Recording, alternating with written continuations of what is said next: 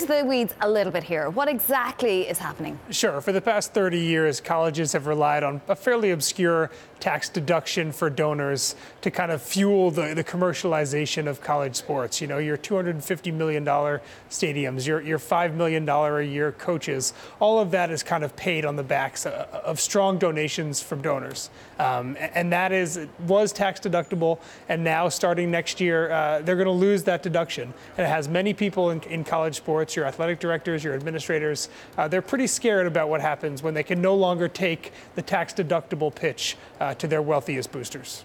So what do they do now? I mean, if this is costing money, do they get it somewhere else, or do they just have to scale back? Yeah, so they've found a pretty creative way of getting around the issue in the near future, and that's just by letting donors prepay now.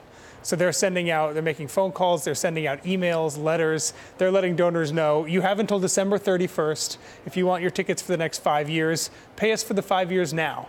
You'll get your deduction because you're paying it in 2017, and we don't have to worry about losing the money. You know, so that's the first step. The first step is letting people prepay. Is it in your interest, though, if you're a sports fan, to really, pay up front? I mean, if you're that wealthy, it's not going to matter that much to you whether get your tax rebate on that. I mean, it depends. Donation. If you're a wealthy Fighting Irish donor, they're all wealthy. If you're giving $60,000 a year for your luxury suite, that tax deduction is a sizable amount of money, and that's something that may matter to you. So if you're looking at the next 5 years of not getting that deduction tax deductible, or you can say, you know what, I'll pony up that money now. I'll get my deduction now, and I was going to pay it anyway through the next 5 years. So why don't I just do it and keep the deduction? I think we have a thought, though, you want to listen to? Let's have a listen to what this is. It means less money for all the things we're expected to do. Less money for financial aid, less money for support for our grad students, less money for research, less money for innovation education. I mean, it is a very surprising move.